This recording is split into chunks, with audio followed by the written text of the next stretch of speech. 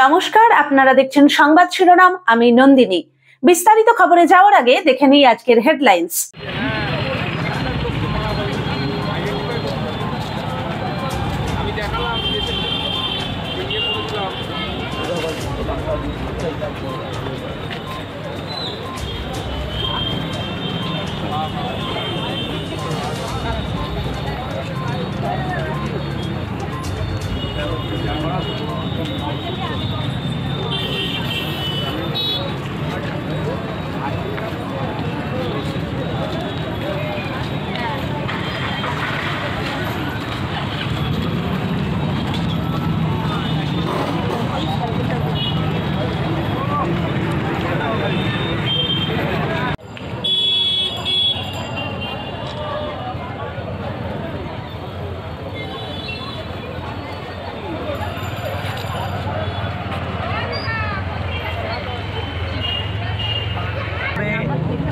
সাধারণ পর্যটকদের জীবন গেল, বিদেশিরাও রেহাই পেল না।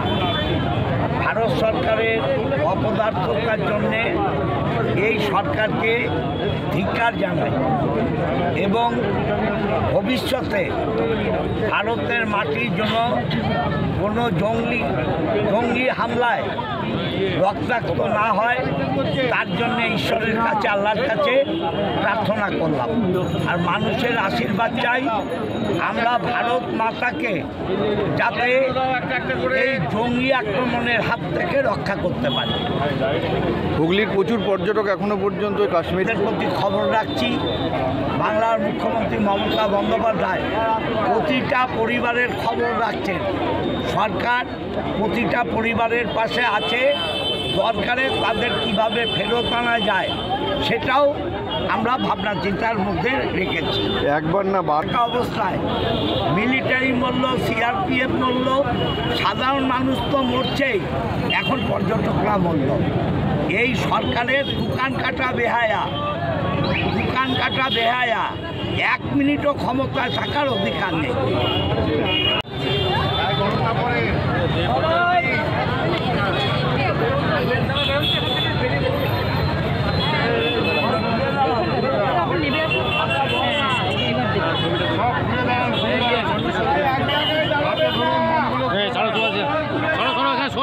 ধরবে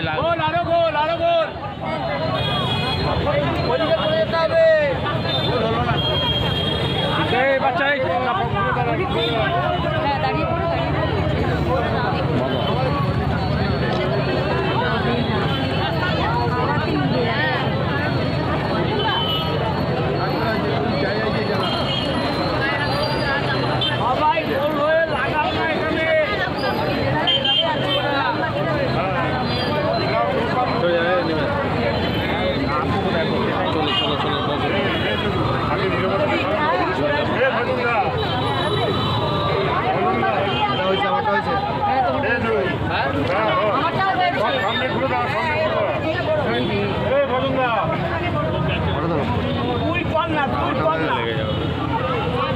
কে আসো এখানে করো। আমরা মৌন মিছিল আমরা গরিব মোড়ে এসে শেষ করছি। 1 মিনিট নীরবতার পালনের মাধ্যমে আমরা এই প্রতিবাদ আমরা শেষ করছি।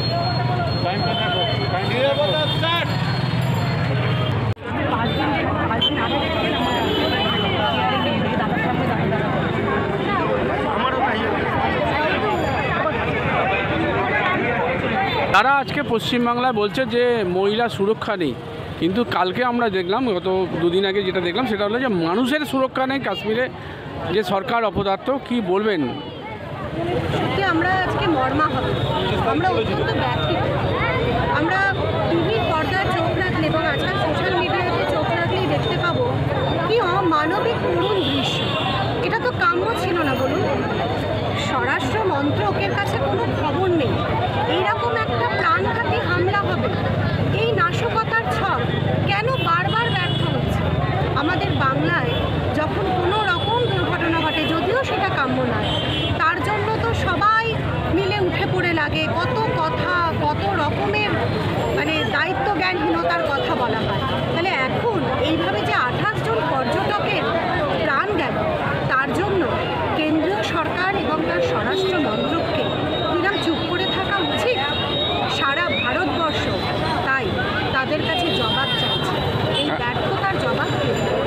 কাশ্মীরের লোকেরা বলছে যে সরকার ব্যর্থ অবশ্যই প্রতিটা ঘটনার মধ্যেই।